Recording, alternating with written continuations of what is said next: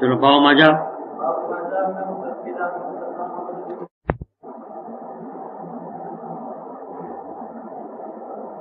اب یہ ترمذی یہاں پر ایک مسئلہ خلافیہ ہے اس کو لا رہے ہیں.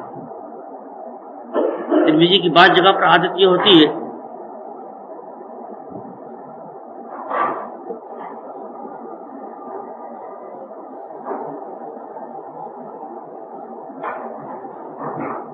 ان کا نام کیا ہے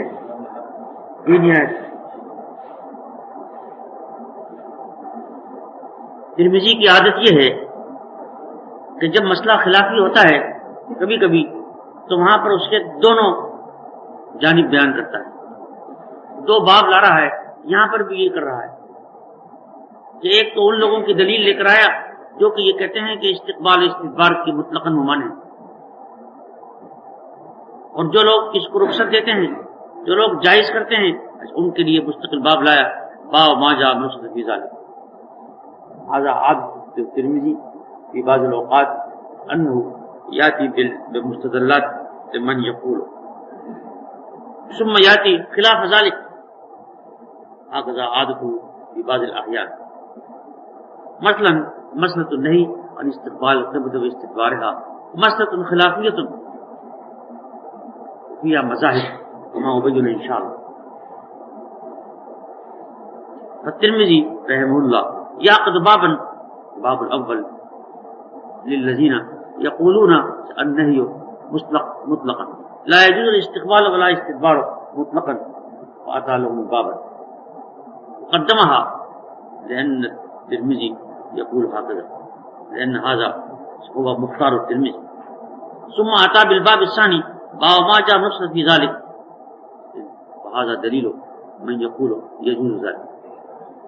تو گویا ترمذی دونوں جہت کو بیان کرتا ہے اور اس کے بعد یہ باب لے کر آیا کہ نہیں یہ استقبال قبلہ، یہ ان لوگوں کی دلیل جو کہ یہ کہتے ہیں کہ استقبال استدبار کی مطلقاً ممانع ہے، اور باباً پھر رخصت کہہ کر ان لوگوں کی دلیل دی کہ جو یہ کہتے ہیں کہ مطلقاً اجازت نہیں ہے، مطلقاً نہیں بلکہ صرف صحرا میں اجازت نہیں ہے لیکن کنف جو گھروں میں ہیں اس میں اجازت ہے. تو گویا ترمذی نے یہاں پر دونوں پہلو اور دونوں جو تھے دونوں کو ذکر کیا اور دونوں کے لیے مستقل باب باندھا. ایک باب تو ان لوگوں کے لیے، ایک باب یہ کرتا ہے اس کی عادت. تو اب ان لوگوں کی دلیل لا رہا ہے جو کہ یہ کہتے ہیں کہ استقبال استدبار کی مطلقاً ممانع ہے. تو گویا شاید ترمذی کے نزدیک یہ مذہب راجح ہے، فہذا مذہب الراجح عنده، ولذا قدم کیا باب لے کر آیا کہ نہی عن استقبال قبلۃ بغایۃ وبول، کہ استقبال قبلہ غایت و بول کے ساتھ اس کی ممانعت. نبی کے استقبال قبلہ اور نہ استدبار بالکل نہیں کرنا چاہیے حالت غایت اور بول کے اندر، اس کے لیے نہیں، اس کے لیے حدیث لاتا ہے. اب اس کی حدیث لاتا ہے حدثنا سید بن عبد الرحمن المخزومی، یہ بڑا سقرا بھی بڑا سقا ہے امام. قال حدثنا سفیان بن عیینہ، تعرفون انتم ان سفیان بن عیینہ ائمۃ هذا الشان من ائمۃ هذا الشان، وهو امام کبیر حجۃ وهو الکوفی ثم المکی وتلمذ الشافعی علیہ. امام شافعی نے ان سے پڑھا. سفیان بن عیینہ روایت کرتے ہیں کس سے؟ عن الزہری. من هو الزہری؟ تعرفون الزہری كما بینت لكم امس في البخاری هو زہری کنیت ابو بکر و اسمہ مسلم بن عبید اللہ ابن شہاب بن زہری. اس کا نام ہے مسلم بن عبید اللہ. مسلم بن عبید اللہ اس کا نام ہے، اور اس کی جو شہاب جو ہے یہ اس کے دادا کا دادا ہے، لیکن چونکہ مشہور آدمی تھا اس کی طرف منسوب کر دیا. وہ وقت قال زہری لأنه منسوب الى قبیلۃ بنی زہرہ، وقبیلۃ بنی زہرہ قبیلۃ الانصار، انصار کا قبیلہ ہے. وکانت ام النبی صلی اللہ علیہ وسلم آمنہ من هذه القبیلہ، حضور کی والدہ ماجدہ حضرت آمنہ بھی اس قبیلے میں سے. آدمی حدیث پڑھے تو کچھ نہ کچھ رجال ہو جائے. اور یہ روایت کرتے ہیں کس سے؟ انا عطاء ابن یزید اللیثی، عطا ابن یزید لیسی، یہ بھی ثقہ راوی ہے، اور اس پر بھی کوئی کلام نہیں ہے بلکہ صحیح راوی، اور یہ روایت کرتے ہیں کس سے؟ ان ابی ایوب الانصاری، ابو ایوب انصاری صحابی جلیل کبیر الشان و اسمہ خالد بن زید، ابو ایوب انصاری ان کی کنیت ہے، ان کا نام ہے خالد بن زید۔ ماتا فی فتح قسطنطنیہ فی سنۃ 50، سن 50 میں ان کا انتقال ہوا ہے، فتح قسطنطنیہ کے موقع پر سن 50 میں انتقال ہوا ہے، اور وہیں دفن ہوئے ہیں باب قسطنطنیہ، اور وہاں پر ایک گاؤں آج کل بھی آباد ہے، اس کا نام ہے ایوبیہ نام، اور ساری عمر جہاد کرتے رہے اور غزوات کرتے رہے، وکان مشتغلا طول عمرہ فی الغزوات والحروب حتی مات فی غزوۃ قسطنطنیہ دفن بها وکان سنہ 50، بڑا ابو ایوب انصاری۔ ابھی ابو ایوب انصاری روایت کرتے ہیں حضور کی، قال رسول اللہ صلی اللہ علیہ وسلم اذا اتیتم الغائط، الغائط المراد ها هنا موضع الغائط، موضع المعد للغائط، اس سے غائط کسے کہتے ہیں؟ غائط کے معنی تو عربی میں آتے ہیں الارض المطمئن، الارض المطمئن، زمین کی جو نشیبی زمین ہوتی ہے اسے کہتے ہیں غائط۔ پھر اس کے بعد اس کا استعمال کرتے ہیں کس چیز کے لیے؟ ہر وہ جگہ پر جو کہ غائط کے لیے موضع الغائط۔ پھر غائط کے معنی مقام کو بھی کہتے ہیں، جگہ کو بھی کہتے ہیں، اور جو نجاست نکلتی ہے اس کو بھی غائط کہتے ہیں، کیونکہ اس میں مجاز ہے۔ تو مقصد نکلا کہ غائط کے معنی تو اصل میں آتے ہیں المکان المطمئن، نشیبی زمین۔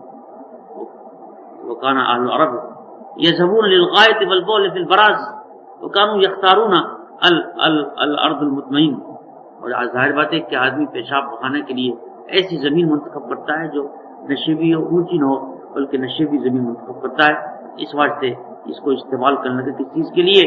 مکان المعد، مکان المعد للغائط، المکان المعد للغائط۔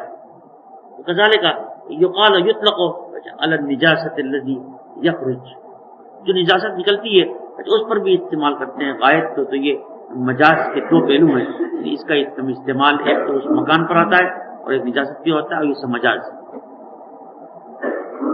یہ عربوں کی بڑی بات ہے، اس وقت کہ ان العرب كانوا يسونون السنتهم عن الالفاظ النجسہ، اس وقت کہ عربوں کی عادت تھی کہ وہ نجس الفاظ جس کے معنی میں نجاست ہے اس کو استعمال نہیں کرتے تھے، بلکہ وہاں پر استعملون کنایات، استعملون استعارات، تو اس لیے وہ کنایات اور استعارات استعمال کرتے تھے، اس واسطے اس کے لیے غائط کے لفظ کو استعمال کیا جو کہ بنایا گیا ہے ایک زمین کے لیے۔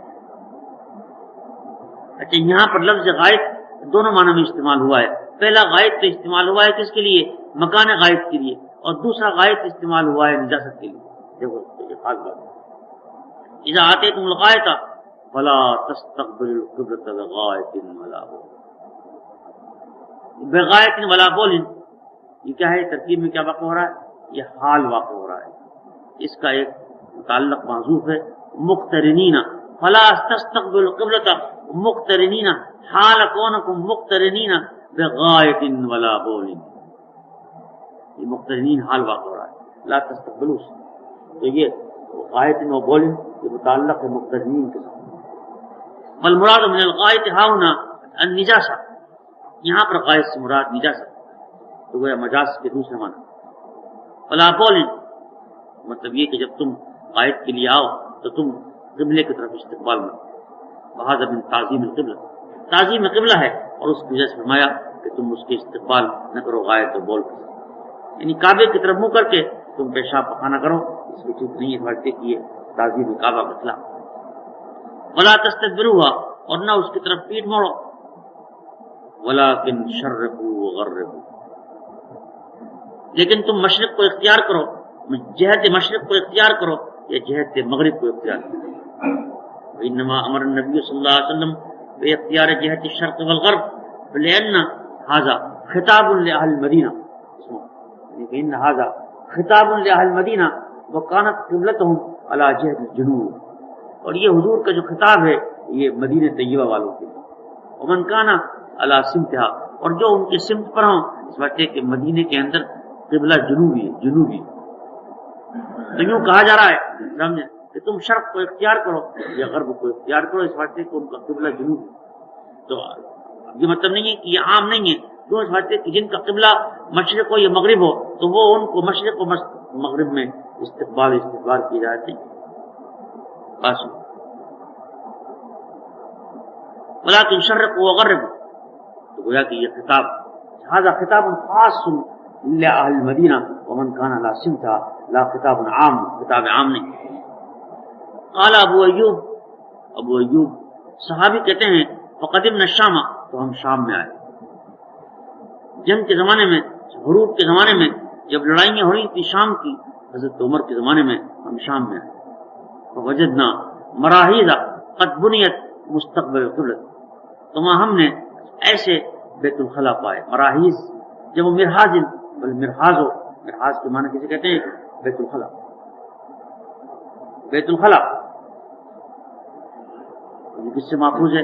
رحاز یرحز، رحز الماء اذا سال الماء، رحز الماء پانی کو بہانا، کذالک یقال رحزاء الہمہ، رحزاء الہمہ، آدمی کو بخار چڑھتا ہے تو بخار کے اندر پسینہ آتا ہے تو اس کو یقال عربیہ رحزاء الہمہ، اس کو رحزہ کہتے ہیں۔ اور والرحزۃ میزات، اور رحزہ کسے کہتے ہیں؟ لوٹے کو کہتے ہیں جس میں سے پانی بہاتے ہیں، اسے کہتے ہیں رحزہ۔ رحزہ یرحزو کے معنی ہوتے ہیں پانی بہانا، کیونکہ انسان جو ہوتا ہے بیت الخلا میں جا کر پانی بہاتے، ویسے دو لوٹے باہر ہیں، بہانے کی عادت ہے، انسان زیادہ پانی بہاتا، انسان کی عادت ہے، اس لیے اس کا نام رکھ دیا مرحاض۔ میں نے بتایا تھا کہ اس کے عربی میں بہت نام، 13 نام، جدید عربی میں اور قدیم عربی میں اس کے نام مراقص ہیں، وشوش ہیں، مراحیض ہیں، بیت الادب ہے، بیت الماء ہے، اور دینے کے ہزاروں نام۔ لوگ جو ہوتے ہیں آج کے لوگ قادیان کہتے ہیں، قادیان بھی کہتے ہیں، کوئی کیا کہتا ہے، کوئی لیٹرین کہہ دیتا ہے، کوئی باتھ روم کہہ دیتا ہے، آدمی پخانے کے لفظ کو استعمال کرتا ہوا گھبراتا ہے، یہ انسان کی عادت ہے۔ اور عرب اس میں بہت زیادہ ماہر، خود دکھایا اس نے کہ ان عرب کانوا یصونون السنتهم اما یخرج من نجاسات، نجاسات کی چیزوں سے کے الفاظ کو استعمال کرتے ہوئے گھبراتے تھے، اس لیے کنایات اور استعارات استعمال کرتے تھے، انسان کی عادت۔ مولانا بیان کرتے تھے ہمارے حضرت مولانا بن نوری کہ حضرت شاہ صاحب حیض کو حیض نہیں کہا کرتے تھے، حیض کو حیض نہیں کہتے تھے، بلکہ کانا یقول تمس، تمس کہتے تھے۔ زہر کے معنی بھی آتے ہیں، حیض، زہر، زہر کے معنی بھی حیض کی کہاں ہے؟ قرآن سے یاد آیا قرآن مجید، وبشرناہ باسحاق وضحکت، حضرت حاجرہ، ضحکت کے معنی حاضر، محققین نے کہا کہ یہاں ضحکت کے معنی ہنسنے کے نہیں ہے بلکہ ضحکت کے معنی حاضر۔ جب فرشتے نے ان کو بشارت دی اس کے بعد کہا کہ انی عجوز عقیم، میں بوڑھی عورت ہوں، میں کہاں سے بچہ ہوگا، اس واسطے کہ ان کا حیض منقطع ہو چکا تھا پہلے سے، لیکن جب فرشتے نے بشارت دی فضحکت وبشرناہ باسحاق حاضر، ضحکت کے معنی حاضر، یہ معنی سکتے، یہ معنی نہیں کہ ہنسنے لگی، ہنسی کیوں؟ ضحکت کے معنی حاضر۔ جو لفظ اس قسم کے ہوتے ہیں کہ جو لفظ جس کے معنی خراب ہوتے ہیں تو اس کے لیے عربی میں الفاظ بہت ہوتے ہیں، یہ دنیا کیا ہے، ایک لفظ کو استعمال کرتے کرتے گندا ہو جائے گا لفظ، چھوڑو یہ گندا ہو گیا دوسرا استعمال، اور جو الفاظ ایسے ہیں کہ جن کی معانی عمدہ ہیں اس کو انسان نہیں چھوڑتا، اس میں لذت لیتا، انسان کی عادت ہے۔ خیر، تو اس کے بعد مرحاض کے معنی وہی ہے، وجدنا مراحیضا، تو وہاں ہم نے مراحیض کو بیت الخلاؤں کو پایا، قد بنیت مستقبل قبلہ، کیونکہ وہ تو نصارہ کے بنائے ہوئے تھے، شامیوں کے بنائے ہوئے تھے، اور شامی سب نصارہ تھے، اس بات سے ہم نے دیکھا کہ وہ بنائے گئے تھے مستقبل۔ فننحرف عنہا، اب یہاں پر لوگوں نے ابو داؤد میں آپ نے پڑھ لیا ہوگا، یہاں پر انہا کی ضمیر متعلق لوگوں نے بڑی بحث، لیکن اس میں دو احتمال سب سے عمدہ ہیں۔ ایک تو یہ کہ انہا کی ضمیر راجع ہے قبلے کی طرف، ضمیر انہا راجع القبلہ بمعنى ہو ننحرف عن القبلة اے نجلس ونقعد للغائب في تلك المراحيز لكن ننحرف عن القبلة. یعنی یہ کہ ہم ان بیت الخلاؤں میں بیٹھ جاتے تھے لیکن قبلے سے انحراف کرتے تھے، لیکن چونکہ قبلے سے کامل انحراف نہیں ہو سکتا تھا اس لیے نستغفر اللہ. نقول ننحرف عنها اے ننحرف عن القبلة لا نترك تلك المراحيز لأنها كانت معدة للخلق نذهب ونقض في تلك المراحيز وننحرف عن القبلة بقدر ما نستطيع لكن الانحراف لم تكن كاملا ولذلك نستغفر الله. فهمتم؟ لیکن چونکہ کامل انحراف نہیں ہو سکتا اس وقت کہ آدمی اگر کھڈی بنی ہوئی ہو، اگر قدمچہ بنا ہوا ہو قبلے کی طرف تو پھر اس کی طرف مطلب یہ کہ انحراف کرنا مشکل ہوتا ہے. تو مطلب یہ کہ ہم اپنی استطاعت کے اعتبار سے انحراف کرتے تھے لیکن پھر بھی انحراف رہ جاتا تھا اس لیے ہم استغفار کرتے تھے. یہ سب سے اچھے معنی ہے. اور خامخواہ دوسری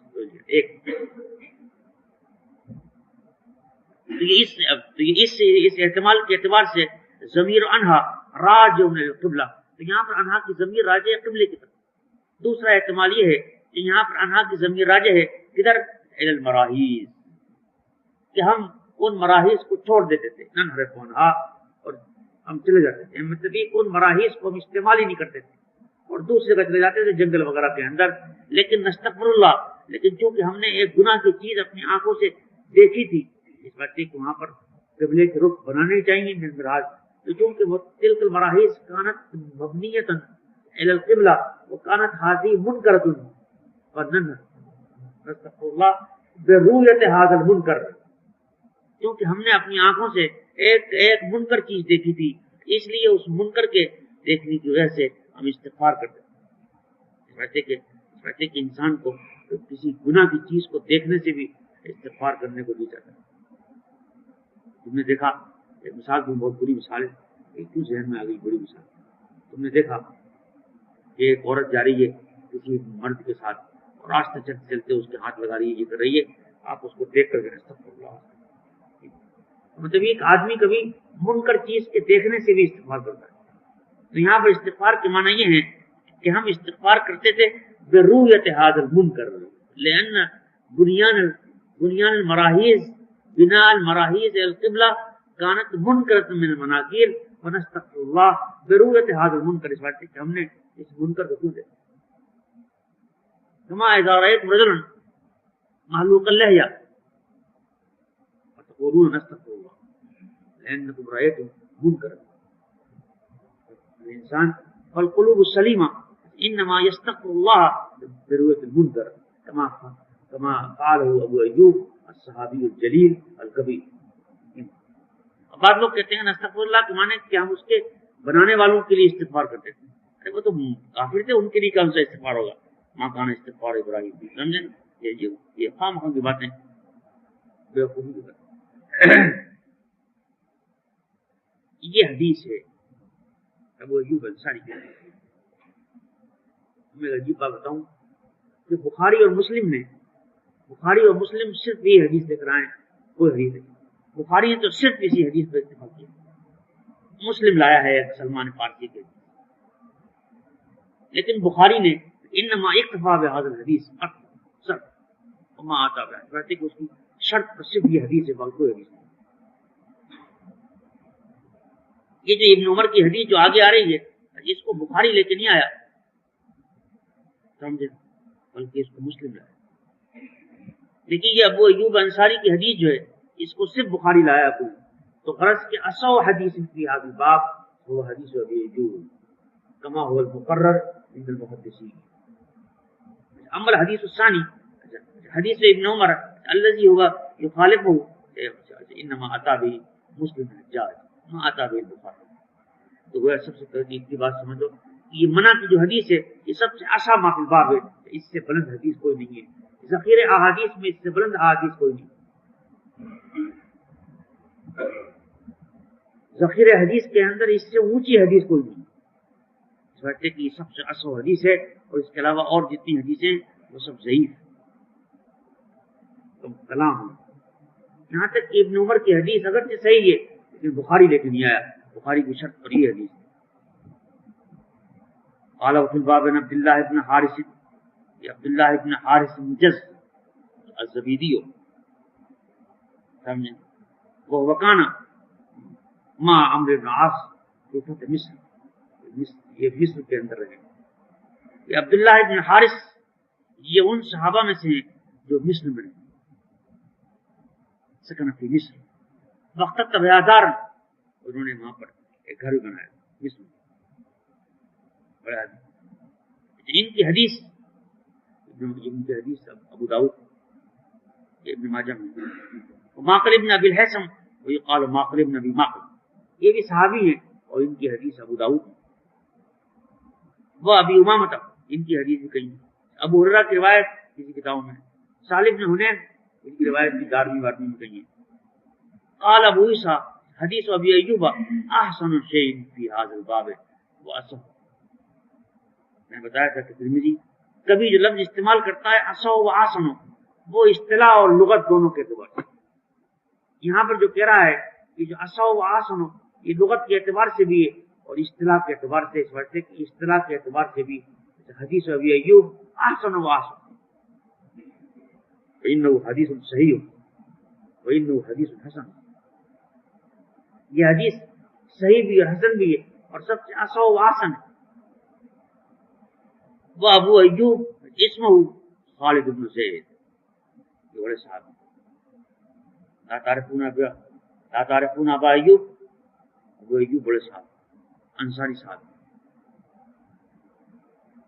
وهذا الصحابي هو الذي نزل في بيته رسول الله صلى الله عليه وسلم حينما هاجر من مكة إلى المدينة. كما تعرفون قصة الهجرة، ہجرت کا قصہ جانتے ہو گئے کہ ان نبی صلی اللہ علیہ وسلم لما وصل المدینہ ومكث في قباء 14 يوم كما هو المقرر في التاريخ، ثم جاء المدینہ فنزل في بیت ابی ایوب. تو حضرت ابو ایوب انصاری کے گھر میں آپ نے نزول کیا تھا. آج بھی اگر مسجد نبوی، زمانہ بدل رہا ہے، آج بھی مسجد نبوی کے سامنے میں نے دیکھا تھا، پتہ نہیں ہوگا، مسجد نبوی کے سامنے ایک مکان تھا، اس پہ لکھا تھا دار ابی ایوب، دار ابی ایوب. یہ بڑے صحابی ہیں اور بڑے جلیل قدر صحابی ہیں اور سارے زندگی سارا غازی غزو کرتے تھے، جنگ کرتے تھے. حتی مات فی الغزو فی فتح قسطنطنیہ سنة 50 ودفن بها وله مناقب جمع کثیرہ. یہ ابو ایوب انصاری جیسے لوگ، خالد بن زید. والزہری اسمہ محمد بن مسلم بن عبید اللہ بن شہاب بن زہری، اس کا دادا کا باپ مسلم عبید اللہ ابن شہاب، اور بھی اسم سب بھول گیا، سب رہ گیا. ابن شہاب ان کا دادا کوئی جد ہے، لیکن اس کی طرف منسوب کیا تھا اور کہتے ہیں ابن شہاب اس وقت کی کان عالم شیعی، بہت مشہور آدمی تھے. شہاب اس وقت کی طرف منسوب کرتے ہیں اور اس کو کہتے ہیں زہری، نسبت الی بنی زہرہ، قبیلۃ من الانصار، اور یہ انصار کا قبیلہ تھا. رسول اللہ صلی اللہ علیہ وسلم کی والد ماجدہ اسی قبیلے سے. وہ کنیت ابو بکر، اس کی کنیت ابو بکر. بہت بڑا آدمی ہے زہری، بہت بڑا آدمی ہے. اس کے متعلق لکھا ہے اتفقوا، کل بتایا تھا حافظ نے لکھا ہے کہ اتفقوا علی جلالتہ و امامتہ، ابن شہاب کی جلالت اور اس کی امامت پر اتفاق. وکان عالم الحجاز والشام، شام اور جو حجاز کا عالم. مالک کہتے ہیں، امام مالک، اس کے متعلق امام مالک شاگرد ہیں ابن شہاب. امام مالک کہتے ہیں قال مالک ما رأیت عالم من الزہری، میں نے زہری سے زیادہ کسی کو عالم نہیں دیکھا. اور ترمذی میں ایک جگہ پر آئے گا کہ جو عمرو بن دینار، قال عمرو بن دینار ما رأیت رجلا انصر الحدیث من الزہری، میں نے کسی کو نہیں دیکھا جو کہ حدیث کو بالکل نص کے طور سے لاتا ہو زہری زیادہ. یعنی زہری جو حدیث کو لاتا تھا یاتی کا نص سے، نص کے معنی ہوتے ہیں کھرا، کھرا سکہ ہوتا ہے، کھرا ہوتا ہے، کھوٹا ہوتا ہے، تو یہ حدیث کو لاتا تھا بالکل کھڑا کر. اس کے بعد عمرو بن دینار کہتے ہیں وَإِن كَانَتِ الدَّرَاهِمُ وَالدَّنَانِيرُ عِندَهُ كَالْبَعْرَةِ، اور دراہم و دنانیر ان کے نزدیک ایسے تھے جیسے مینگنیاں ہوتی. پیسے کا بالکل شوق نہیں تھا. وَكَانَ لَا يُحِبُّ الْمَالَ بَلْ كَانَتِ الدَّرَاهِمُ وَالدِّينَارُ عِندَهُ كَالْبَعْرَةِ وَالْبَعْرَتَيْنِ، ان کے نزدیک دراہم و دنانیر ایسے تھے جیسے مینگنیاں ہوتی. اور خود لوگوں نے کہا ہے کہ وہ کانا اشخ الناس یسخو بمالہ، اور یہ بہت سخی لوگوں میں سے تھے، اپنے مال کو خرچ کرتے تھے. تو بڑا نہیں کرتے تھے کہ پیسے جیب میں رکھ. لا یحب المال وکانت المال عنده کالبارہ، مینگنی کی طرح اس کے یہاں مال. خیر یہ ہے ابن شہاب زہد. قال ابو الولید المکی، ترمذی کی عادت یہ بھی ہے کہ وہ مذاہب و فقہ بھی بیان کرتا ہے. ترمذی کی بڑی خصوصیت. اب یہ ابو الولید مکی یہ کون ہے؟ ایک تلمیذ الشافعی، صاحب الشافعی، امام شافعی کا شاگرد، اور شیخ الترمذی، اور ترمذی کا شیخ. سمجھے؟ وہ وینقل المذهب القدیم للشافعی، للشافعی رحمہ اللہ مذہبان، مذهب القدیم ومذهب الجدید حينما دخل في مصر، ومذهب القدیم حينما كان في بغداد. مطلب یہ کہ امام شافعی کے دو قسم کی آراء ہیں، ایک تو مذہب جدید جب وہ داخل ہوئے مصر کے، اور ایک ان کا مذہب قدیم جب حينما كان في بغداد. تو مطلب یہ کہ شوافع کے اندر بھی دو قسم کے لوگ ہیں، البغدادیون عراقیون، ایک تو بغدادی و عراقی، اور ایک المصریون. دو قسم کے شاگرد ہیں ان کے، لہو تلاميذ عراقیون، عراقی ہیں. بعض لوگ تو عراقی ہیں اور بعض ان کے شاگرد مصری ہیں. تو یہ ابو الولید مکی جو ہے یہ کون ہے؟ یہ بغدادی ہے، عراقی ہے. وہ ناقل و مذہب القدیم، یہ امام شافعی کے مذہب قدیم کا ناقل ہے. بڑا ابو الولید مکی کیا کہتا ہے؟ امام شافعی قول میں کرتا ہے قال ابو عبداللہ الشافعی، ابو عبداللہ الشافعی وکان اسمه محمد بن ادریس المطلبی القرشی.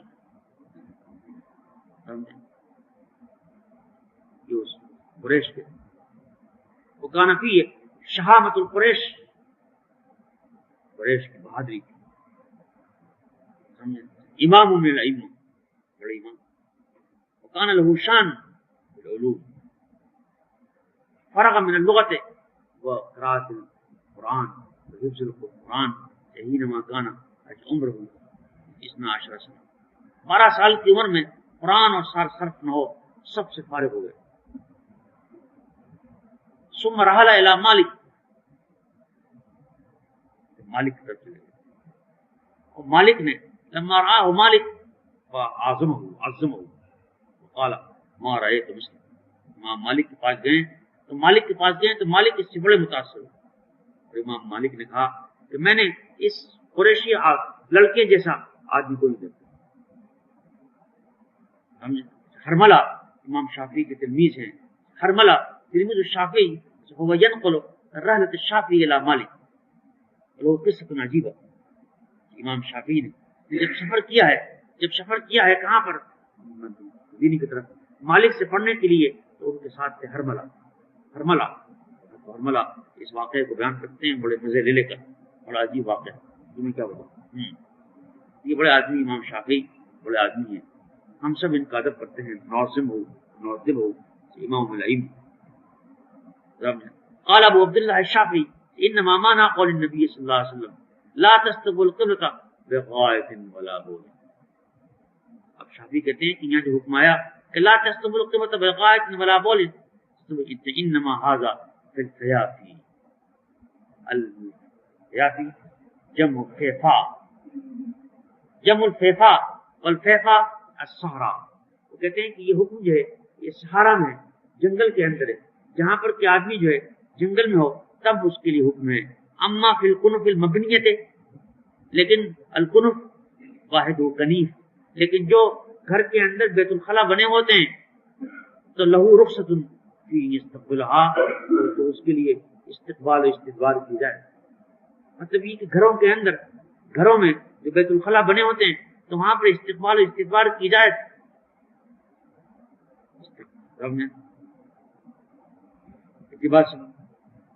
وہ ہاکذا قال اسحاق، یہ شافعی کا مذہب بتا دیا کہ شافعی کے نزدیک استقبال و استدبار کی جو ممانعت ہے یہ سارا ممانع ہے. لیکن گھر کے اندر، آبادی کے اندر جہاں بیت الخلاء ہوتے ہیں وہاں استقبال و استدبار کی جائے.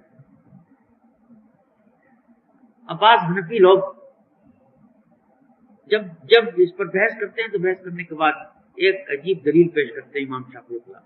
وہ کہتے ہیں کہ شافعی بات ہی سمجھے، حالانکہ انسان جب جنگل میں بھی ہوگا تب بھی حائل بینہ و بین القبلۃ جبال، بڑے بڑے پہاڑ حائل، بڑے بڑے بلاد حائل ہوں گے، تو کیف یقول الشافعی انما ھذا حصار. کیوں شافعی کی بات، امام شافعی بڑے آدمی ہیں، سمجھتے ان کی بات سمجھنا چاہیے امام شافعی نے کیوں فرق کیا. ایک تو وہ جو حدیث آ رہی ہے ابن عمر کی، اس کی بنا.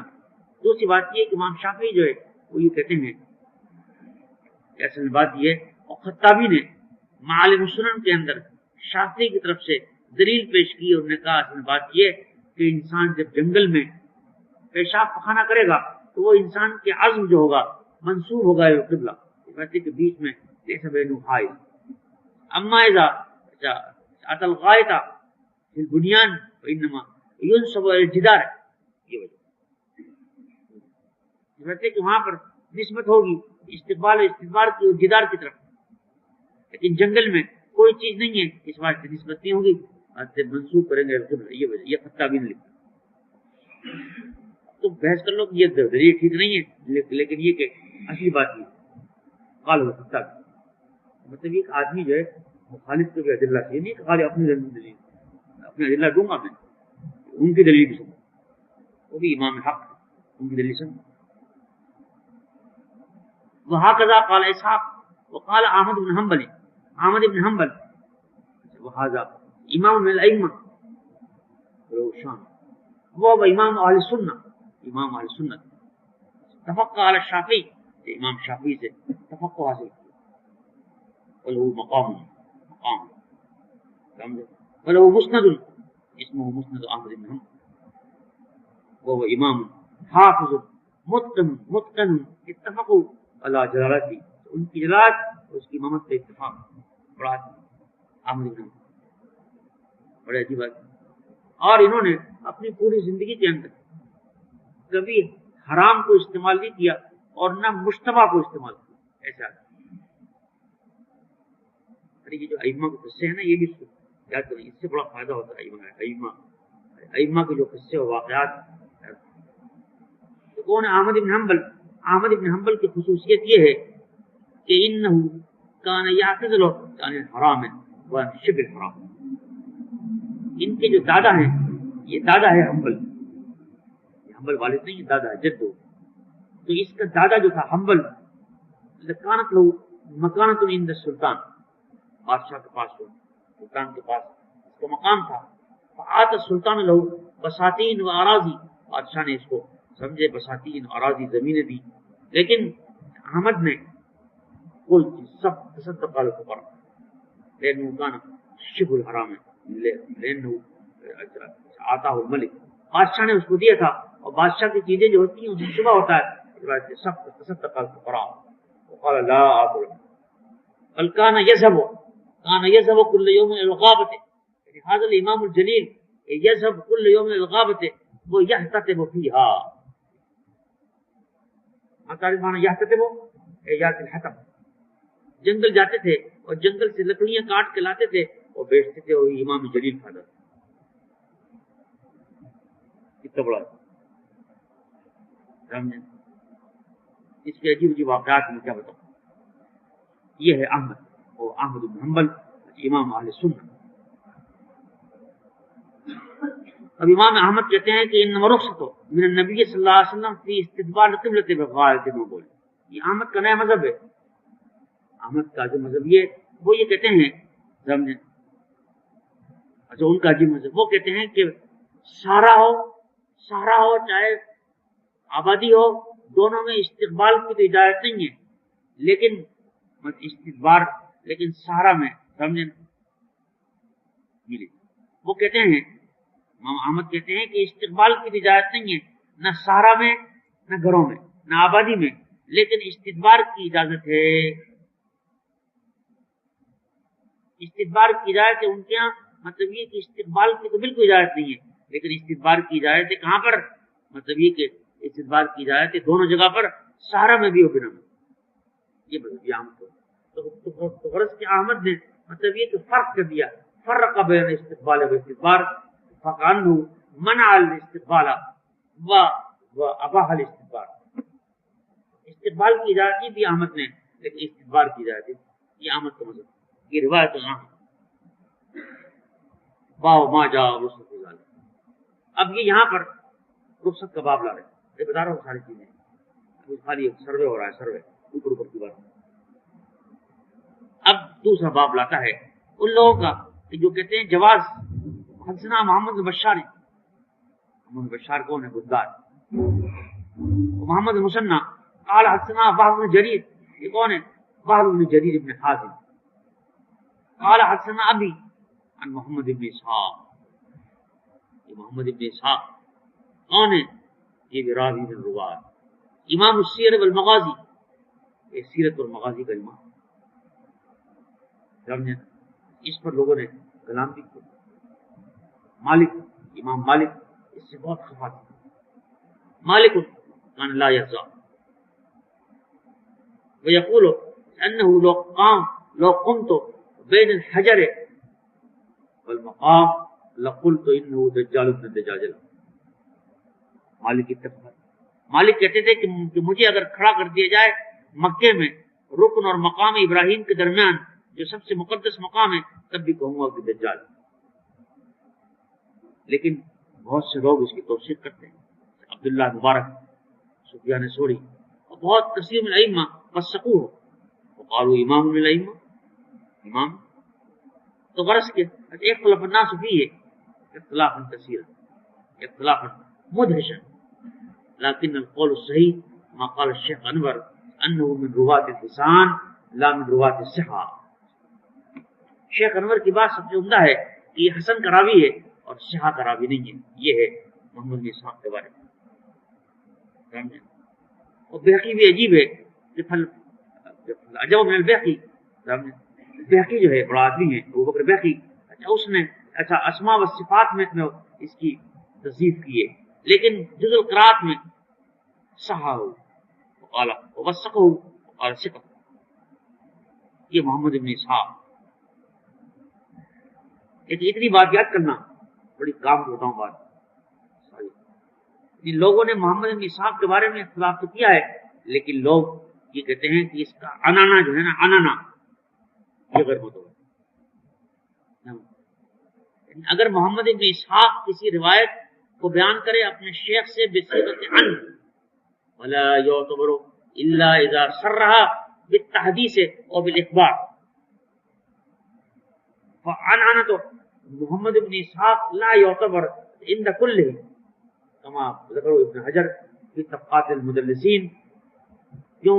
الا اذا صرح بالتحديث والاخبار، لیکن جب تک کہ یہ تحدیث و اخبار نہ کرے اس وقت تک اس کا عنعنہ معتبر نہیں۔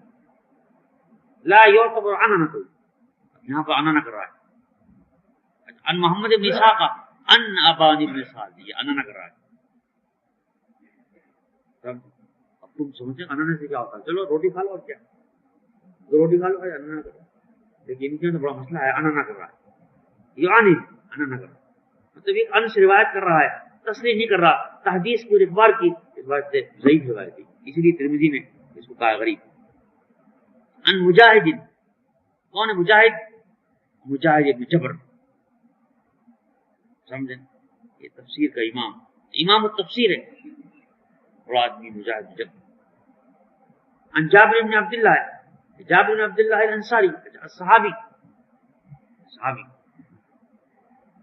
قال نهى النبي صلی اللہ علیہ وسلم ان نستقبل قبلة ببول، کہا کہ حضور نے ہم کو استقبال سے منع کیا، فرأيته قبل ان يقبض بعام يستقبلها، قبل ان يقبض قبل ان يتوفى، تو میں نے دیکھا حضور کو کہ آپ کے انتقال سے پہلے استقبال کر رہے تھے، تو گویا یہ لوگ استقبال میں پیش کرتے ہیں کہ گویا کہ وہ نہیں منسوخ ہو، جو حضور نے نہیں کی تھی استقبال کی منسوخ ہو گئی، یہ روایت ہے۔ رویل باب نبی قطعہ و عاشت و عمار قال ابو عیسیٰ حدیث جابر فی الباب حدیث حسن غریب، یہ غریب کر رہا ہے، غرابت اس کے ضعیف قائل ہو، ان کا حدیث صحیح نہیں، اس وجہ سے کہ اس کے اندر جو ابان ہے، یہ جو ابان ابن صالح ہے اس پر کلام فی ابان ابن صالح، یہ لوگ اور روا حاضر حدیث ابن لہیہ تھا، یہ ابن لہیہ روایت کرتا ہے نبی زبیر عن جابر عن ابی قتادہ انہ رأى النبی صلی اللہ علیہ وسلم یبول باستقبال اخبرنا بذلك قتيبة قال اخبرنا ابن لہیہ،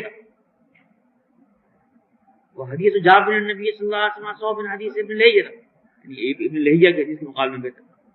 ابن لہیہ ضعیف، یہ کون ہے ابن لہیہ؟ یہ عبداللہ ابن لہیہ، یہ ایک شخص تھا رجال میں سے، یہ بھی روات میں سے تھا، لیکن کانت عنده کتب، اس کے پاس کتابیں تھیں حدیث کی، فاحترقت کتب، اس کی ساری کتابیں جل گئی، ساری کتابیں جل گئی، بیچارہ بیٹھ گیا۔ فسا حفظہ، اس کے بعد جب کتابیں جل گئی تو پھر یہ روایت کرتا تھا اپنے حافظے سے، اور اس کے بعد حافظہ تھا اس کا خراب، غلطی ہے، لیکن بالکل وہ نہیں ہے ضعیف اس کے لیے، جیسے کہ ہمارے استاد سے اللہ ان کی مغفرت کرے، پتہ ہے کہ ہمارے حافظہ اچھا نہیں، بعض استادوں کا حافظہ خراب ہوتا ہے۔ اگر کوئی آدمی کوئی استاد کوئی خاص چیز بتانا ہو لکھ کر لے آئے، یہ کتاب اچھی کوئی ایپ نہیں دنیا میں، اچھی بات ہے۔ ایک ہمارے استاد تھے دیوبند میں، نام نہیں لوں گا، ان کا انتقال ہو گیا، غیبت بھی ہو، کیا کرتے تھے وہ یہ کرتے تھے کہ پورا سبق لکھ کے لاتے تھے ورقے پہ، دورے کے استاد کان یکتب الدرس کلہ فی ورقہ، ایسے لگا لیا کرتے تھے پورا سبق، اچھا سبق پڑھاتے تھے۔ حافظہ خراب تھا، اس کا حافظہ کمزور تھا، بہت اچھے عالم تھے، تو اس کو لکھ کے لاتے۔ ایک دن کانا ایام المطر وکانا ایام الہوا، ایک دن بارش کا زمانہ تھا، تیز ہوا چل رہی تھی، کیا مصیبت ہوتی، تیز ہوا چل رہی تھی، وکانا یوم ہوائن ریاح، ان کا ورقہ گم گیا، ہوا میں اڑ گیا، ہوا میں گم گیا، اغلق کتابہ وراہا وقال درس غدا، چلے یہ بیچارہ ابن لہیہ بے شک، اس کے پاس کتابیں تھیں اور ان کتابوں سے درس دیا کرتا تھا، حدیث بیان کرتا تھا، لیکن اتفاق سے کتابیں جل گئی، کتابیں جل گئی، جیسے کہ کوئی آدمی ہو، جسے اس نے کہا ہے نا شاعر نے کہ جس شاخ پر آشیانہ تھا وہ شاخ ہی ٹوٹ گئی،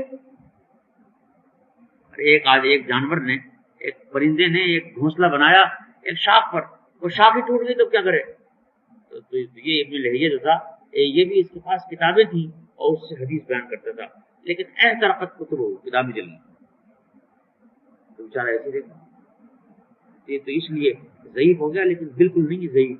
اور بعض لوگ کہتے ہیں آپ کتابیں پڑھو گے کیا نہیں، یہ 4 راوی ایسے ہیں کہ اگر اس سے روایت کرتے ہیں تو اس کی روایت بہت اور ہوتی ہے، اس میں عبداللہ وہاب قانبی ہے اور کون ایسے لوگ، مالک اور کون، اس وجہ سے ان لوگوں نے، یہ 4 آدمی وہ ہیں جنہوں نے روایت کی ہے قبل احتراق کتب ہی، کتابوں کو جلنے سے۔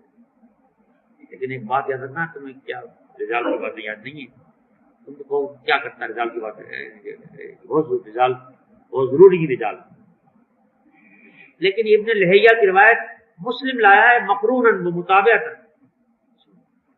مسلم اس کی حدیث لایا ہے ابن لہیہ کی، لیکن متابعت کے اندر، بالکل بیکار نہیں ہے ابن لہیہ، لیکن ترمذی کہتا ہے ضعیف عند اہل الحدیث، ضعف ہو گیا ہے ابن سعید القطان ہو گیا۔ اب پھر یہاں پر وہ حدیث لا رہا ہے کہ جو شافعی کا مستدل ہے، حدثنا حناد قال حدثنا عبدۃ، یہ کون ہے؟ حناد بن السری، عبدہ، یہ بڑا آدمی عبدہ، عن عبید اللہ ابن عمر عن محمد بن یحییٰ ابن حبان عن عمہ واصع ابن حبان عن ابن عمر، ابن عمر کی روایت، کون ابن عمر؟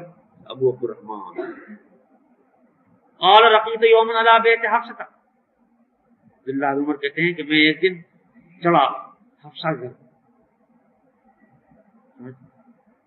ارے اب بھی جو ہے نا بعض پٹھانوں کے علاقوں کے اندر جیسے حضرو یہ علاقہ ہے نا، کون سا علاقہ، جبل پور وغیرہ، اس میں گیا تو وہاں پخانے شہر میں نہیں بنے ہوتے بلکہ چھت پر بنے ہوتے، دیکھا تم؟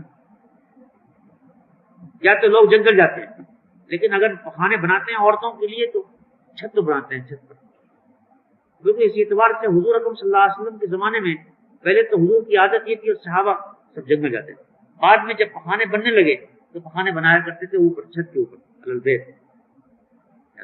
یہ مطلب قال رقیت یوم علی بیت حفصہ. اب یہاں بعض روایتوں میں، بخاری کی روایتوں میں آیا ہے علی بیتنا، بعض روایت میں علی بیت اختی حفصہ، سارا مطلب ہے. تو اس کو بیتنا کہہ دیا گیا مجازن. ابن عمر کہتے ہیں کہ میں اپنے بہن حفصہ گھر پر چلا، بہن کی اخت، فرأیت النبی صلی اللہ علیہ وسلم علی حاجتی مستقبل شام، شام کی طرف مستقبل الکعبہ، کعبے کی طرف آپ نے استدبار کرا. یہ دلیل. قرأت من حدیثیں آپ نے حدیثیں تو پڑھ لی، اب یہاں پر بحث ان هذه المسئلہ مسئلہ نہیں ہے استقبال کا مطلب استدبار ہے، مسئلہ خلافیت اختلف فیہ الفقہاء وفیہا مذاہب. الاول النہی مطلقا، پہلا مذہب تو یہ ہے کہ استدبار کی بالکل ممانعت، نہ تو استقبال کی اجازت ہے اور نہ استدبار کی اجازت ہے، سواء کان فی السارا اور فی کان فی البنیان. وہ ہوا مذہب ابی ایوب الانصاری، مذہب ابی ایوب الانصاری وہ کثیر من الصحابہ، سفیان الثوری و ابو حنیفہ، ان لوگوں کو وہ مذہب جمہور الصحابہ والتابعین، جمہور صحابہ اور تابعین مذہب یہ کہ انہی مطلقاً استدبار کی بالکل ممانع، چاہے جنگل میں ہو اور چاہے صحرا میں. مذہب کس کا ہے؟ صحابہ. اچھا ابو ایوب انصاری اور بڑے بڑے صحابہ کا مذہب، اور جیسے ابن قیم نے کہا ہے کہ جمہور صحابہ اور تابعین کا مذہب، یہ مذہب. دوسرا مذہب مذہب داؤد الظاہری، المذہب الثانی مذہب داؤد الظاہری، وهم یقولون ان النہی عن الاستقبال والاستدبار منسوخ. داؤد ظاہری کا مذہب یہ ہے کہ یہ استدبار کی جو حضور نے ممانعت کی تھی یہ منسوخ ہو گیا. اس کا مذہب ہے داؤد ظاہری. تیسرا مذہب مذہب شافعی و مالک. شافعی اور مالک کا مذہب ہے کہ یہ استقبال و استدبار کی جو ممانعت ہے، یہ استقبال و استدبار کی ممانعت کہاں پر ہے؟ صحرا میں، لیکن گھروں میں شاباش کی اچھا آدمی، لیکن جو گھروں کے اندر بیت الخلا ہوتے ہیں اس میں کوئی ممانعت نہیں ہے، اس میں یہ جو استقبال و استدبار وہ مذہب الشافعی و مالک رحمہ اللہ. سمجھے؟ تیسرا مذہب، چوتھا مذہب اچھا ابو یوسف کے نزدیک صرف استدبار کی اجازت ہے، کہاں پر؟ فی البنیان، لیکن لا يجوز الاستقبال ولا الاستدبار فی الصحراء. ان کے نزدیک ان کے نزدیک صرف بنیان کے اندر، مطلب یہ استقبال کی اجازت نہیں ہے، صرف استدبار کی اجازت. بعض لوگوں کا مذہب یہ ہے، اتنے مذہبوں کا یہ مشہور مذہب ہے، بعض لوگوں کا مذہب یہ ہے کہ یہ جو ممانعت ہے یہ بالکل ممانعت ہے، اور کعبہ کی ممانعت بھی ہے بلکہ بیت المقدس کی طرف بھی استقبال و استدبار نہ کرے. یہ جو حسن بصری کا مذہب. ساتواں مذہب یہ ہے کہ یہ جو حکم ہے نہیں کرنے کی، استقبال استدبار کی جو مانعت ہے یہ خاص لأہل المدینہ. یہ سارے مذہب شاذ مذہب. سب سے مشہور مذہب جو ہے پہلا مذہب، تیسرا مذہب، دوسرا مذہب، چوتھا مذہب. المذاہب الاربعہ ہے المشہورہ، چار مذہب بتائے یہ مشہور ہیں، باقی سب شاذ. آٹھواں قول بھی ہے اسی پہ. مقصد یہ ہے، یہ اب دلیل مذہب اول کی دلیل حدیث ابی ایوب الانصاری و حدیث حارث بن جزی زبیدی و حدیث ماقل بن ابی ماقل و حدیث سلمان الفارسی، یہ هذه الاحادیث كلها دلیل للمذهب الاول. اما المذهب الثانی دلیله حدیث جابر ما اتى به الترمذی. اما المذهب الثالث فدلیله حدیث ابن عمر و حدیث عراق عن عائشہ. ایک اور حدیث ابن ماجہ میں حدیث عراق عن عائشہ کی دلیل. اما مذہب ابی یوسف دلیله حدیث ابن عمر انه قال مستدبر الكعبہ. یہ مذاہب ہیں اور یہ ان کے حدیث. لیکن اذا نظرنا بالتفکیر والتدبیر وجلوه لنا وجزوا لنا ان مذهب الاول هو المذهب الصحیح في هذا الباب. جب ہم غور کرتے ہیں تو پتہ چلتا ہے کہ سب سے زیادہ صحیح مذہب جو ہے پہلا مذہب کون؟ کہ بالکل نہیں ہے مطلقاً ممانع تھے چاہے استقبال ہو استدبار ہو اور چاہے سارا ہو اور چاہے جنگل ہو اور چاہے گھر ہو. یہ سب سے زیادہ اصح مذہب ہے. مذہب صحیح ہوتا وہ اصح. یہ مذہب سب سے زیادہ صحیح ہے. کیوں؟ اس بات کہ اس میں اس کی دلیل حدیث ابی ایوب الانصاری وہ اصح حدیث فی هذا الباب. اور یہ اس باب میں سب سے اصح حدیث ہے. یہ دلائل ترجیح میں بیان کر رہا ہوں. پہلے میں نے مذاہب بیان کیے، مذاہب بیان کرنے کے بعد میں نے دلائل بیان کیے، دلائل کے بعد دلائل ترجیح. تو پہلا مذہب جو ہے یہ سب سے اصح ہے. کیوں؟ لما ترجیح دلائل ترجیح. ترجیح کے کیا کیا ادلہ ہیں؟ اچھا الگ پہلی دلیل کہ ان دلیل حدیث ابی ایوب الانصاری وہ حدیث اصح ما فی الباب كما اخرجه البخاری رسول. الثانی دوسری دلیل یہ ہے کہ اس ابی ایوب الانصاری کے بہت سی حدیثیں ہم مانا ہیں کہ حدیث حارث بن جزی و حدیث ماقل بن ماقل و حدیث فلاں، یہ ساری حدیثیں اس کی تائید کرتی ہے. مطلب یہ کہ کثرت الاحادیث. یہ دوسری وجہ ترجیح. تیسری وجہ ترجیح کہ ہم پوچھتے ہیں کہ یہ جو استقبال و استدبار کی جو ممانعت ہے اس کی علت کیا ہے؟ ما ہے علت ہو تو ہم پتہ چلے گا کہ اس کی علت کیا ہے. تعظیم کعبہ اور وہ تعظیم الکعبہ لا یختلف یہ سارا ولا فی الدنیا. مطلب اس کی علت کیا ہے؟ تعظیم کعبہ. اور تعظیم کعبہ جو ہے یہ مختلف نہیں ہوتی چاہے جنگل میں ہو اور چاہے دنیا میں.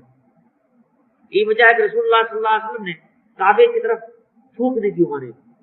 نبی علیہ الصلوۃ والسلام قال من تفل تجاه الكعبہ جاء تفله یوم القیامت بین عینیہ.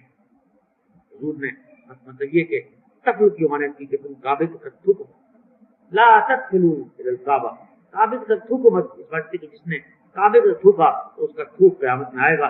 تو مطلب یہ کہ حضور نے کعبے کی تعظیم یہ ہے اس کی علت. اور کعبے کی عظمت جو ہے یہ مختلف ہوئے گی نہیں پھر سارا رب میں رہا. یہ کہنا فتابی کا نسبت ہوگی فلانا ہوگی یہ عجیب بات. وہ کہتا ہے کہ جدال کے طرف ہم کہتے ہیں کہ پہاڑ ہے سامنے پہاڑ کی طرف منظور ہوتا ہے. فتابی کی بات بھی ٹھیک نہیں. دوسری بات تین باتیں ہوں گی. چوتھی الامر الثالث نہیں الامر الرابع. ترجیح کی وجہ کیا ہے؟ الامر الرابع. کیا ہم کہتے ہیں کہ حضور کی جو دلیل ہم نے پیش کی ہے حدیث ابی ایوب انصاری وہ حدیث قولی ہے. والقول هو تشریع ابتداء. اور وہ حدیث قولی ہے اور وہ حدیث قولی جو ہوتی ہے وہ قانون ہوتا ہے ابتداء. حدیث قولی جو ہے وہ تشریع ابتداء. لیکن تم جس دلیل سے استدلال کرتے ہو مالک اور شافعی حدیث ابن عمر سے وہ فعلی ہے اور فعل کے اندر بہت سارے احتمالات ہیں خصوصیات کے. یہ تمل محامل بہت سارے خصوصیات کے احتمال رکھتے ہیں. اس لیے حنفیہ جس روایت سے استدلال کرتے ہیں وہ حدیث قولی ہے. اور قول اور فعل میں جب تعارض ہو جائے تو اعتبار کس کا ہوتا ہے؟ قول کا ہوتا ہے فعل کا نہیں. سنیے دوست تم جو حدیث ابن عمر سے استدلال کرتے ہو حدیث ابن عمر اس باب میں واضح نہیں. خود سوچو پیغمبر صلی اللہ علیہ وسلم کو ابن عمر نے کوٹھے پہ دیکھا تو کیا مطلب یہ خود دیکھو. اچھا اگر تم مطلب یہ کوٹھے پر چڑھو, اگر تم کوٹھے پر چڑھو اور تم اپنے کسی باپ یا ماں یا چچا بچا کو بیت الخلا میں دیکھو گے تو کیا تم غور سے دیکھو گے؟ آدمی فوراً نکل لے گا. یعنی کہ ابن عمر نے تو یہاں پر مطلب یہ کہ ابن عمر نے رسول اللہ صلی اللہ علیہ وسلم کو غور سے نہیں دیکھا. مارا الیہ برا روح کما ورد فی بعض الحدیث انی التفت التفاتا, میں نے دیکھ کر فوراً نکل گیا. مطلب یہ کہ ابن عمر کی حدیث سے استدلال نہیں کر سکتے, اس بات سے ایک واقعہ. دوسری بات یہ ہے کہ ایک روایت میں آتا ہے, صحیح ابن حبان کی روایت میں آتا ہے کہ خود ابن عمر کہتے ہیں کہ رأیت النبی صلی اللہ علیہ وسلم وکان محجوبا بلبنۃ, ایسا تو ناممکن ہے. خود دماغ اور عقل انکار کرتا ہے کہ رسول اللہ صلی اللہ علیہ وسلم بیت الخلا میں تشریف لے گئے ہوں اور اس کے آس پاس کوئی دیوار ویوار نہ ہو. ایسا ہو نہیں سکتا, ناممکن, ناممکنات میں سے. خود ابن عمر کہتے ہیں کہ وہ کانا محجوبا بلبنۃ, ایک یعنی اینٹیں رکھی ہوئی تھی, اینٹوں کا ایک بنا ہوا تھا, اس میں حضور چھپے ہوئے تھے. جب حضور چھپے ہوئے تھے تو حضور کس طور سے دیکھ سکتے تھے. اس لیے یہ جو حدیث ہے یہ دلیل نہیں بن سکتی اور یہ حدیث واضح نہیں ہے, اس میں بہت سارے احتمالات ہیں. وَإِذَا جَاءَ الْاحْتِمَالُ بَطَلَ الْاِسْتِدْلَالُ, احتمال بات کرو. پانچویں وجہ الوجہ الخامس ان حدیث ابی ایوب جو وہ حدیث محرم, یہ حدیث محرم, اور وہ حدیث ابن عمر حدیث مبی. والمحرم والمبی اذا تعارضا, جب مبی اور محرم میں جب تعارض ہو جائے تو تعارض ہونے کے بعد اعتبار کس کا ہوتا ہے؟ محرم کا ہوتا ہے, مبی کا نہیں. اور ہم کہتے ہیں کہ جی بتاؤں بات, یہ لوگ یہ کہتے ہیں کہ مطلب یہ کہ اگر آدمی جو ہے آبادی میں اور بیت الخلا میں جائے, گھر کی آبادی میں, تو مطلب یہ کہ استقبال کی جائے کہ ہم کہتے ہیں کہ صحابی انکار کر رہا ہے. حضرت ابو ایوب کہتے ہیں وجدنا مراحیض فی الشام, کیا وہ جنگل میں تھا؟ آبادی کے اندر بنیاد. لیکن اس کے بعد ابن عمر ابو ایوب کہتے ہیں تو مطلب یہ کہ صحابی عمل کر رہا ہے روایت کے اوپر اور اس کے بعد اعلان کر رہا ہے سب کے سامنے. تو مطلب یہ کہ پھر اس کے بعد مطلب یہ کہ صحابی کے نزدیک ابو ایوب انصاری کے نزدیک وہ جو حدیث غیر معول ہے, اب تو اس میں تعبیر کرو کہ صاحب یہ جنگل میں ہے فلان میں نہیں ہے, یہ عجیب بات. یہ ہیں وجوہ خمسہ جس کی وجہ سے امام ابو حنیفہ کا مذہب جو ہے سب سے سب سے ارجح. یہی وجہ ہے. میں بتاؤں کہ ابو بکر ابن عربی ما کون ہی مالکین مذہب ابی حنیفہ, ترجیح دی کس کے مذہب کو؟ ابو حنیفہ کو. اور جو ہے ابن حزم الاندلسی ما کون ہی جارحن تائن اب یہی پتا رجحہ مذہب ابی حنیفہ. ابن حزم الاندلسی جو بہت جارح قسم کا آدمی ہے, اس نے محلہ کے اندر ترجیح دی ہے اس کے مذہب کو ابو حنیفہ کے مذہب. اور جو حافظ ابن قیم ما کون ہی حنبلی رجحہ مذہب ابی حنیفہ, ابو حنیفہ کے مذہب کو ترجیح دی ہے. مطلب یہ کہ ابو حنیفہ کا مذہب جو ہے وہ ترجیحات خمسہ اور قیاس اور اصول کے لحاظ سے زیادہ راجح ہے. راجحن. آگے بات سن, یہ 6 وجوہ ہیں. فہذی وجوہ ستہ لترجیح مذہب ابی حنیفہ.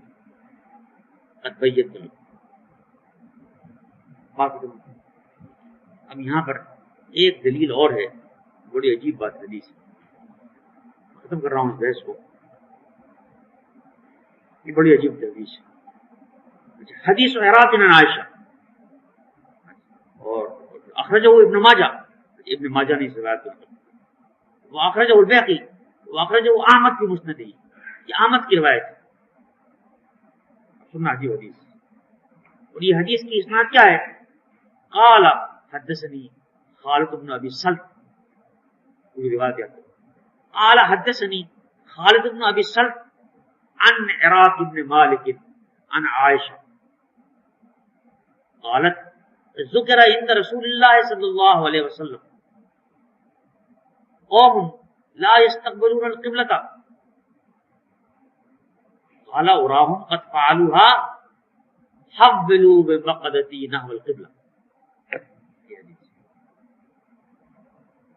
قالت ذکر عند رسول اللہ صلی اللہ علیہ وسلم قوما یکرہون ان یستقبلوا القبلۃ قال وراهم قد فعلوها حولوا بمقدتی نحو القبلہ. یہ روایت حضرت عائشہ کہتی ہیں کہ حضور اکرم صلی اللہ علیہ وسلم کے سامنے ایک قوم کا ذکر کیا گیا کہ کچھ لوگ ایسے ہیں جو کہ استقبال قبلے کو ناپسند کرتے ہیں، قبلے کی طرف منہ کرنے کو ناپسند کرتے ہیں. آپ ہمارا اچھا ہو رہا ہوں، اچھا انہوں نے یہ بھی کر لیا، اچھا انہوں نے یہ بھی کر لیا. حولوا بمقدتی نحو القبلہ، تم میرے مقدے کو سمجھے نا قبلے کی طرف پھیرو. یہ حدیث سمجھے کیا مطلب؟ وہ لوگ یہ استدلال کرتے ہیں کہ یہاں حضور کے سامنے ایک ایسی قوم کا ذکر کیا گیا کہ جو قبلے کی طرف استقبال کو ناپسند کرتے تھے. تو آپ اچھا، آپ نے بڑے حیرت سے کہا کہ اچھا انہوں نے ایسا کر لیا، یہ کرتے ناپسند کرتے ہیں. اچھا اب وہ لوگ یہ مانا کرتے ہیں مالک و شافعی کہ تم میرے قدمچوں کو جو بیت الخلاء میں قدمچے ہیں اس کو قبلے کی طرف کر دو. یہ روایت اخرجہ ابن ماجہ، اخرجہ احمد، اخرجہ بیہقی. یہ روایت، یہ حدیث تو صاف دلیل ہے ان لوگوں کی، اور کہتے ہیں کہ ابو حنیفہ کا خلاف. لیکن اب دیکھو اس کے حضرت کیا، اس پر ہم حدیث پر بحث کرتے ہیں من جہت روایت و من جہت درایت. نبحث علی حضر حدیث من جہت روایت و من جہت درایت. اما راوی حضر حدیث وہ خالد بن ابی الصلت، یہ اس کا راوی ہے خالد بن ابی الصلت. خالد بن ابی الصلت کون ہے؟ قال ابن حزم مجہول وقال الذهبی ضعیف. اس پر لوگوں نے کلام کیا ہے. ابن حزم نے کہا مجہول، ذہبی نے کہا ضعیف، اور عبدالحق نے کہا، عبدالحق نہیں قال عبدالحق، ایک عبدالحق بہت گزرا ہے، عبدالحق بہت درستی. عبدالحق کہتا ہے کہ لا یحتج بہ، اس سے احتجاج نہیں کر سکتا. یہ کون ہے؟ خالد بن ابی الصلت. اس کا راوی ہے خالد بن ابی الصلت. اس پر اتنا کلام ہے، 3 آدمی نے اعتراض کیا اس کے اوپر. کس نے؟ ذہبی نے، اور ابن حزم نے، عبدالحق نے. ایک بخاری نے اس پر ایک اور اعتراض کیا اپنی تاریخ میں. بخاری نے اعتراض کیا کہ یہاں پر جو عراق روایت کرتا ہے، عراق یہ عائشہ سے روایت، اس نے کہا بخاری نے کہ یہاں پر ارسال ہے. اس بات سے کہ خالد بن ابی الصلت کا سمہ نہیں ہے عراق سے، اور نہ عراق کا سمہ ہے عائشہ سے، بلکہ یہاں پر ایک واسطہ ہے عراق اور عائشہ کے درمیان، عروہ کا. تو مطلب یہ حدیث میں انقطاع ہے، حدیث منقطع ہے.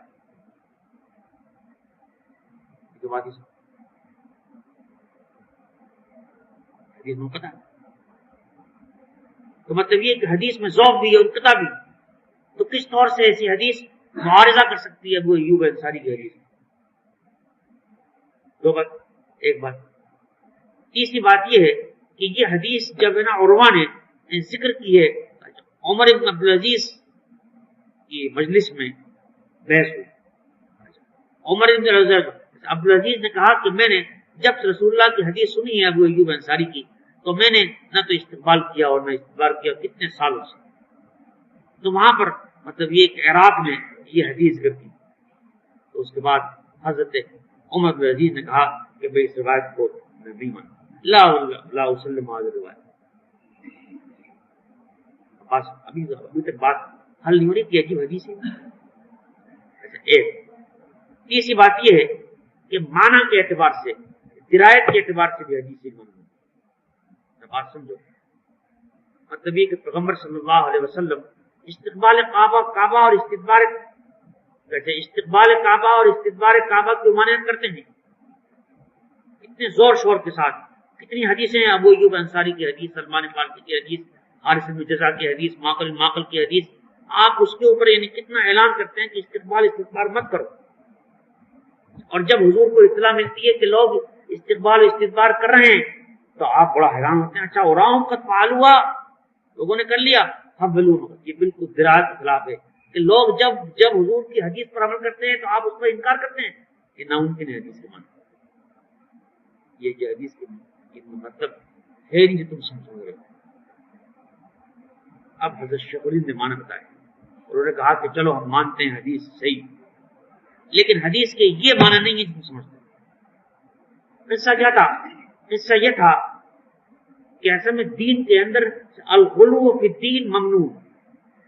قال اللہ تعالی لا تغلو فی دینکم، تم دین میں غلو مت کرو. اور جب دین میں جیسے تفرید کیوں مانے تھے، دین میں ایسی افراد کیوں مانے تھی، سمجھے، یعنی زیادہ بڑھ جانا. اصل میں بات یہ تھی کہ جب حضور نے کعبے کی طرف استقبال و استدبار کی ممانعت کی تو لوگ اتنی احتیاط کرنے لگے کہ یہ قبلے کی طرف ایسے بیٹھ کر بھی ایسے بھی بیٹھتے تھے. قانون لا يقدرون نحو القبلہ، وہی سمجھتے تھے کہ صاحب اور نستقبل بفروجنا القبلہ، وہی سمجھتے تھے. لوگوں میں اتنا غلو آ گیا جب حضور نے منع کیا کہ تم کعبے کی طرف استقبال مت کرو، تو قانون لا یسونا قانون لا یقدون نحو القبلہ، اور یہ سمجھتے تھے کہ ہم استقبال کرتے ہیں فروجنا القبلہ. حضور نے کہا کہ یہ تو غلو ہے. اچھا اوراہم قد فعلوها، اس بات ہے کہ وہاں کوئی بیت الخلاء کا ذکر بالکل نہیں ہے حدیث میں. وہاں تو یہ کہ ذکر عند رسول اللہ صلی اللہ علیہ وسلم قوم یکرہون ان یستقبلوا القبلۃ، اوراہم قد فعلوها حولوا بالمقدۃ. یہ لوگ مان لیتے ہیں کہ مقدہ کے معنی ہیں کہ بیت الخلاء کے جو قدم تھے، یہاں معنی یہ فرمایا کہ میری نشست گاہ قبلے کی طرف، کہ میرے نشست بنا دو قبلے کی طرف، تاکہ لوگوں کا غلو ختم ہو جائے. یہ معنی حدیث ختم ہو جائے. یہ حدیث ان کا استدلال نہیں. تو اس سے پتہ چلا کہ مطلب ان سارے وجوہ کے اعتبار سے مذہب حنفیہ اس باب میں راجح ہے اور ارجح ہے.